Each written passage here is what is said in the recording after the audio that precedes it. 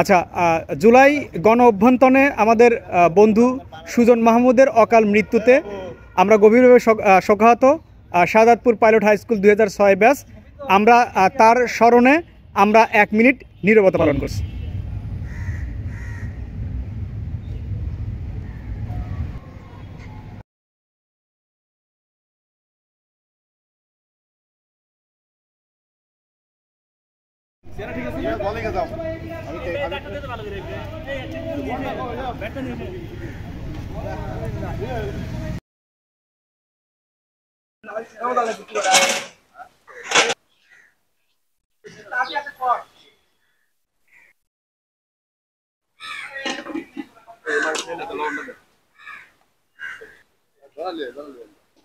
আচ্ছা, বরাবরের মতোই আমাদের 2006 ব্যাচের শেফ বন্ধু এবং যার খাবারের মানের কথা এর আগে অনেক বলা হয়েছে।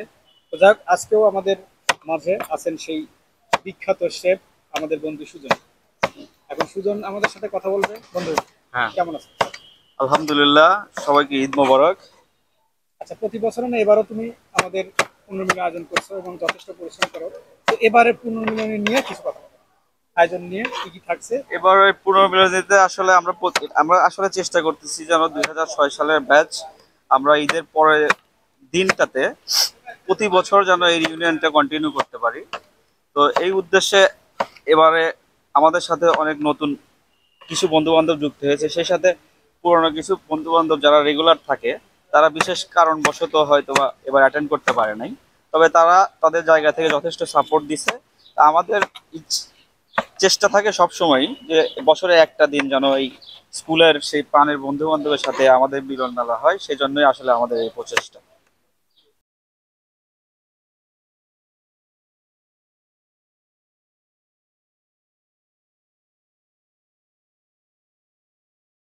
কোন শ্রেণীতে উঠে কোন স্যারের মায়ের সবচেয়ে বেশি গেছে?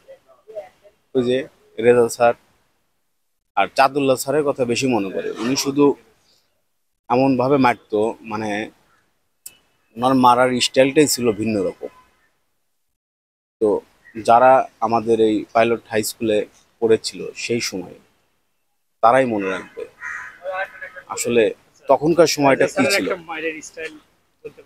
এটা আসলে কিভাবে বলি, এটা মানে ওই ঠিক ঘাড় ঘাড় মানে ঘাড় বেঁকায় ঠিক এইভাবে মারতো, ঠিক আছে, কেনেদে মারতো এবং মানে অন্যরকম ছিল। এটা আসলে বলে বোঝানো সম্ভব না, এটা প্র্যাকটিক্যালি মানে দেখাইতে হবে। তো সবাইকে ধন্যবাদ আমাদের এই 2006 ব্যাচের, এবং আমি আশা রাখি, প্রত্যাশাও রাখি নেক্সট আরো ভালো হবে। আর সবার জন্য রইল শুভকামনা।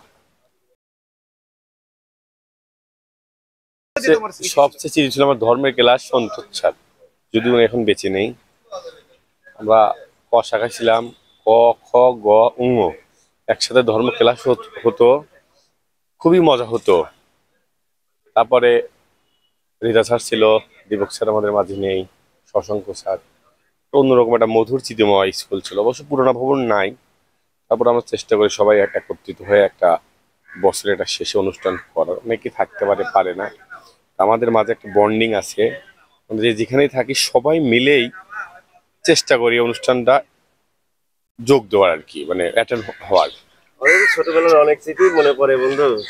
ছোটবেলায় সেই দিনগুলা একসাথে বন্ধুরা সব খেলছি, স্কুল ফাঁকি দিয়ে ব্যাগ নিয়ে আমরা হাই স্কুলে ক্রিকেট খেলছি, আম পারছি। আরো অনেক কাহিনী মনে পড়ে। খেলাধুলা, স্যার একদিক থেকে মারা শুরু করছে, পিছন দিয়ে পলাইছি। এই মূর্ছা মারা ধরছো, মূর্ছা মারা পিছনতে নাই। আচ্ছা, তাহলে একটা কমন একটা ব্যাপার ছিল যে মাথায় যদি তেল না নিলে মারতো, তেল না নিলে পড়া পারলেও মারতো, না পারলেও মারতো। তুই পড়া বললি কেন, আবার পারলি না কেন? অনেক ভালো আমাদের দীপক স্যার ছিলেন, অনেক ভালো স্যার। তারপরে আরো অন্যান্য স্যার ছিলেন, সব স্যারই ভালো ছিলেন।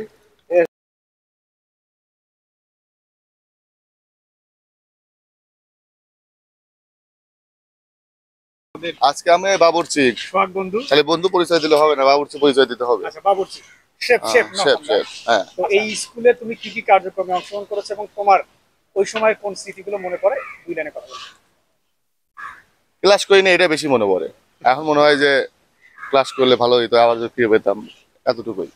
আর খেলাধুলাতে হ্যাঁ, তোমার প্রচুর প্রচুর কার্যক্রমের খেলাধুলাতেই বেশি আগ্রহ ছিল, ক্রিকেট খেলতাম, এই তো এগুলো নিয়ে। আর এই স্কুল থেকে কোন কার্যক্রমে অংশগ্রহণ করেছিলে এবং কোন পর্যন্ত তুমি গিয়ে তোমার লাইফে আমরা ক্রিকেট, আমাদের টিম ছিল ক্রিকেট টিম। আমাদের সময় তো আমরা স্কুল পর্যায়ে চ্যাম্পিয়ন হতাম, কিন্তু মানে উপজেলা পর্যায়ে, কিন্তু একবার আমরা সর্বোচ্চ মনে হয় রানার্স আপ হয়েছিলাম ডিভিশন পর্যায়ে, এই তো এতটুকুই হয়েছে আর কি।